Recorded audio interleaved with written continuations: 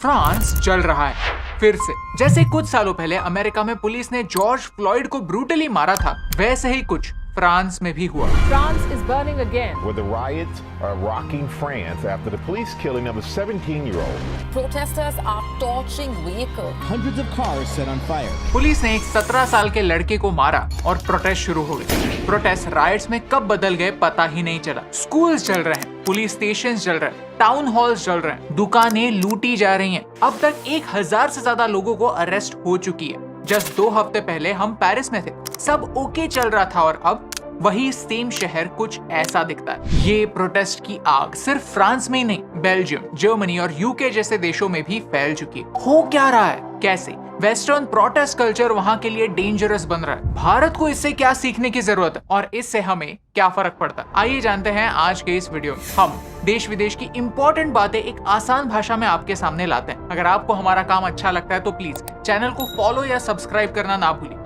ये आपके लिए तो फ्री है, लेकिन इससे हमारी बहुत हेल्प होती है। चैप्टर 1, एग्जैक्टली क्या हुआ।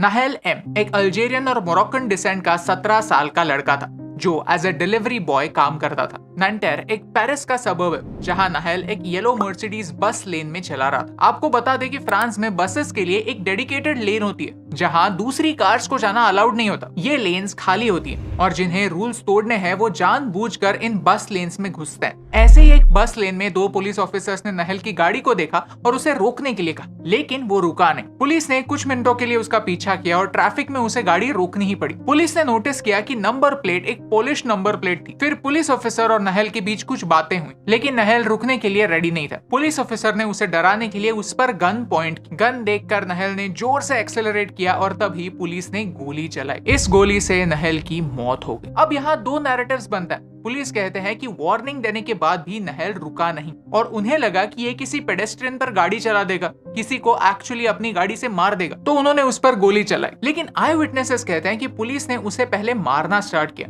और फिर उसका पैर ब्रेक से उठ गया और फिर गाड़ी आगे चली गई। नोट करने जैसी बात यह है कि नाहेल का कोई क्रिमिनल रिकॉर्ड नहीं था, लेकिन उसे ऐसे पुलिस चेक्स इवेड करने की आदत थी और इसके लिए उसे पहले जुवेनाइल कोर्ट के सामने खड़ा भी किया गया था। ट्रैफिक रूल्स को फॉलो करना हर सिटीजन की जिम्मेदारी होती है, लेकिन ट्रैफिक रूल ब्रेक करने पर किसी पुलिस ने सीधा गोली चला देना, वो भी किसी वार्निंग शॉट के बगैर, कितना सही है? प्रोसिक्यूटर पास्कल प्राशे कहते हैं कि किसी भी पुलिस ऑफिसर को वेपन फायर करने से पहले कंडीशंस क्या हैं ये देखना पड़ता है। कोई स्पेसिफिक क्राइटेरिया मीट होने पर ही वो गोली चला सकते हैं और ये क्राइटेरिया फुलफिल नहीं हुआ था। एज अ रिजल्ट जिस ऑफिसर ने गोली चलाई उसे हिरासत में ले लिया गया। उस पर होमिसाइड यानी मर्डर की इन्वेस्टिगेशन भी होगी। आपको क्या लगता है, हमें कमेंट्स में बताइए। चैप्टर 2, वायलेंट प्रोटेस्ट का सच। ये हुआ इंसिडेंट जो एक्चुअली काफी ट्रैजिक था। नाहेल ने गलती की थी, लेकिन उसकी गलती इतनी बड़ी नहीं थी कि उसे मार दिया जाए। लेकिन इस बात से नेशनल आउटरीच क्यों हो रहा है और ये आउटरीच वायलेंट क्यों हो रहा है? अब सिचुएशन ऐसी है कि प्रोटेस्टर्स सिर्फ प्रोटेस्टर्स नहीं रहे, उन्होंने राइट्स का वायलेंट रूप ले लिया। पूरे फ्रांस में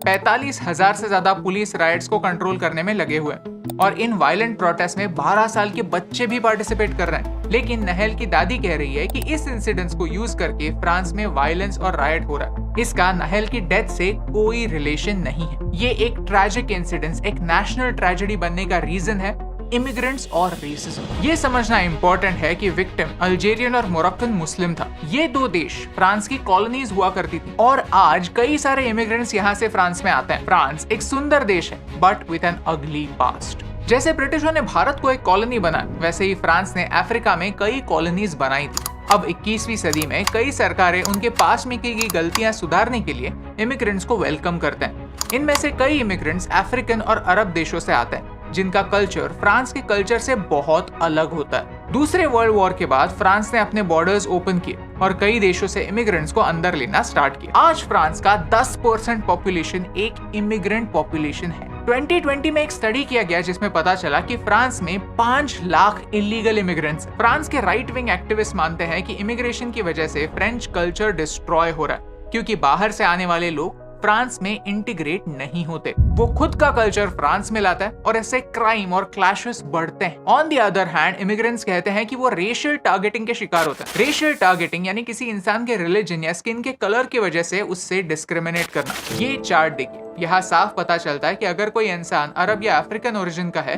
तो फ्रेंच पुलिस उसे बार बार रोकती है। इमिग्रेशन एक कंट्रोवर्शियल सब्जेक्ट है जिसके बारे में हम एक डिटेल्ड वीडियो जरूर बनाएंगे। ऊपर से देखने पर लगता है कि ये सारा वायलेंस नहल को सपोर्ट करने के लिए हो रहा, लेकिन सोचने जैसी बात है, अगर पुलिस ऑफिसर को ऑलरेडी हिरासत में ले लिया है तो अब वायलेंस की क्या जरूरत। मोर इम्पोर्टेंटली, इतने सारे वायलेंट लोगों को कौन उकसा रहा है, कौन मोबिलाइज कर रहा है? The reason is political. Shocking बात यह है कि जिस लड़के को पुलिस ने मारा उसके लिए भी फंड रेजर शुरू हुआ और जिस पुलिस ने उसे मारा उसके लिए भी। जहां नहल के फैमिली के लिए कुछ $220,000 जमा हुए हैं, उस अननेम्ड पुलिस ऑफिसर के सपोर्ट में $1 मिलियन लोगों ने डोनेट किए। यानी जैसे प्रोटेस्ट करने वाले लोग हैं वैसे ही मर्डर को सपोर्ट करने वाले भी लोग हैं। And that is shocking. Chapter 3, the protest culture. Now, जब हम एक इंसिडेंस को एक लार्जर कॉन्टेक्स्ट में देखते हैं तब उसकी गहराई समझ पाते हैं। थोड़ा रिवाइंड करते हैं। 2005 में भी फ्रांस में ऐसे ही राइट्स हुए और तभी फ्रांस को इमरजेंसी अनाउंस करनी पड़ी। सिचुएशन इतनी आउट ऑफ कंट्रोल हो चुकी थी। उस समय भी विक्टिम्स इमिग्रेंट्स थे और प्रोटेस्ट करने वाले लोग भी। अब फ्रांस में नए इमिग्रेशन लॉज आ रहे हैं। इनका ऑब्जेक्टिव है controlling immigration while improving integration. इनमें कई सारे ऐसे पॉइंट्स हैं जो इलीगल इमिग्रेंट्स को कुछ राइट्स देते हैं, लेकिन कुछ ऐसे पॉइंट्स हैं जो उन्हें अच्छे नहीं लगते। उनमें से एक पॉइंट है डिपोर्टेशन। पहले इमिग्रेंट्स को डिपोर्ट करने की प्रोसेस लंबी हुआ करती थी और इलीगल इमिग्रेंट्स को 12 चांसेस मिलते थे अपील करने के लिए। अब ये चांसेस घटाकर 4 चांसेस कर दिए। पॉलिटिकल एक्सपर्ट्स मानते हैं कि इमिग्रेंट्स शायद इस डिसीजन से नाराज हैं और नहल का मर्डर बस एक बहाना है। उन्हें अपना गुस्सा राइट्स के थ्रू निकालना है। ये बिल फ्रांस की सरकार को ताकत देता है, एक अथॉरिटी देता है जिससे वो डिसाइड कर सकते हैं कि उन्हें किस तरह के लोग अपने देश में चाहिए एंड मोस्ट इम्पोर्टेंटली उन्हें किस तरह के लोग अपने देश में नहीं चाहिए। फ्रांस में एक सिस्टम है जिसे कहते हैं इंटीग्रेशन कॉन्ट्रैक्ट। अगर किसी फॉरेनर को लॉन्ग टाइम के लिए फ्रांस में रहना है तो उसे फ्रेंच तौर तरीके सीखने पड़ते हैं, फ्रेंच वैल्यूज सीखने पड़ता है, फ्रेंच कल्चर में मिक्स होना सीखना पड़ता है। इनमें कुछ सोशली इंपॉर्टेंट चीजें भी सिखाई जाती हैं, जैसे French national health care system का लाभ कैसे उठाए, जो एक इमिग्रेंट के लिए काफी हेल्पफुल होती है। कई सारी ऐसी कल्चरल चीजें होती हैं जो इमिग्रेंट के नेटिव देश में तो ओके हो सकती हैं, लेकिन फ्रांस में ओके नहीं। एक इमिग्रेंट को फ्रांस के वैल्यूज की रिस्पेक्ट करनी पड़ती है। हर साल अराउंड 1 लाख लोग ऐसे क्लासेस लेते हैं। ऐसा ही सिमिलर सिस्टम जर्मनी और स्विट्जरलैंड जैसे देशों में भी होता है और ये काफी इंपॉर्टेंट है क्योंकि जब कोई इंसान किसी दूसरे देश शिफ्ट होता है तो उसे अपने वैल्यूज छोड़कर कुछ नए वैल्यूज एक्सेप्ट करने ही पड़ते हैं। लॉ ऑफ द लैंड सबसे इंपॉर्टेंट होता है, फिर वो लॉ उनके रिलीजन से कॉन्ट्राडिक्ट ही क्यों ना करे। Chapter 4, lessons for India. हम भारत में यूरोप से मीलों दूर, तो हमें इस पूरे इंसिडेंट से क्या फर्क पड़ता है? फर्क इसीलिए पड़ता है क्योंकि जैसे फ्रांस के समाज में बदलाव की जरूरत है, वैसे ही भारत के समाज में भी कुछ बदलाव की जरूरत है। ये बदलाव लाने के लिए कुछ कंट्रोवर्शियल डिसीजंस लेने होंगे, कुछ नए लॉज लाने होंगे और इन नए लॉज की वजह से कुछ लोग नाराज जरूर होंगे। जैसे फ्रांस में एक प्रोटेस्ट कल्चर है, वैसे ही भारत में भी एक प्रोटेस्ट कल्चर। सी, हम सब एक डेमोक्रेसी में रहते हैं और हर लोकतंत्र में पीसफुल प्रोटेस्ट का एक स्थान है। फ्रीडम ऑफ एक्सप्रेशन हम सब के पास होना चाहिए, लेकिन एक प्रोटेस्ट तभी होता है जब तक वो पीसफुल रहे, नहीं तो वो रायट बन जाता है। और रायट में पार्टिसिपेट करने वाला एक इंसान एक प्रोटेस्टर नहीं, एक क्रिमिनल होता है। हमारा संविधान कहता है कि भारत को यूसीसी यानी यूनिफॉर्म सिविल कोड की जरूरत है, लेकिन यूसीसी का नाम सुनते ही समाज के कुछ लोग गुस्सा हो जाते और बातें डिस्कशन तक पहुंचती ही नहीं। एक सेक्युलर देश सेक्युलर तभी कहलाया जा सकता है जब उसके सारे नागरिकों को समान अधिकार हो, लेकिन प्रोटेस्ट और रायट्स के डर से किसी भी सरकार ने आज तक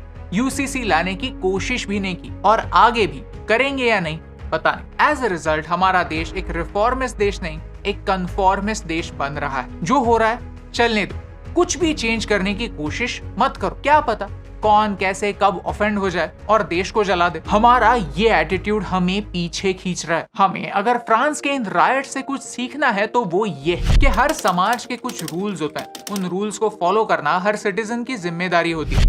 अलग अलग कल्चर्स जब साथ में आते हैं तो क्लैशेस हो सकते हैं, तब लॉ ऑफ द लैंड सबसे ऊपर होना चाहिए। पुलिस में भर्ती होने से पहले हर कैंडिडेट को सेंसिटिविटी ट्रेनिंग देनी चाहिए ताकि उनकी पावर वो अब्यूज ना करे। सरकार को नए लॉज लाते हुए कम्युनिकेशन क्लियर रखना ही होगा, मिसकम्युनिकेशन जानलेवा हो सकता है। प्रोटेस्ट तब तक ही होते हैं जब तक वो पीसफुल रहे।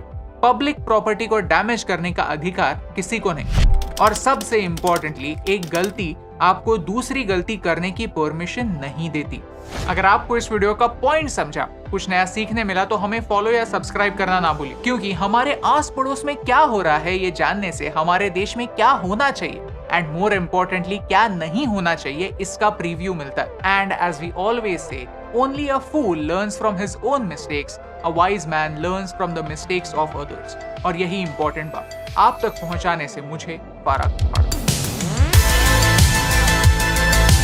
हे दोस्तों, thank you so much for watching this video till the end. अगर आपको ये वीडियो अच्छा लगा तो वो लाइक बटन प्रेस कीजिए। ऐसे ही और वीडियोस देखने के लिए चैनल को सब्सक्राइब कीजिए। जर्मनी यूरोप का सबसे बड़ा देश है जो आज रिसेशन से गुजर रहा है। इससे भारत को क्या सीखना चाहिए, यहाँ पर देखिए। अमेरिका एक डेट क्राइसिस से गुजर रहा है, उसके बारे में जानने के लिए यहाँ पर क्लिक कीजिए। Thank you so much for watching, क्योंकि आपके सपोर्ट से हमें फर्क पड़ता है।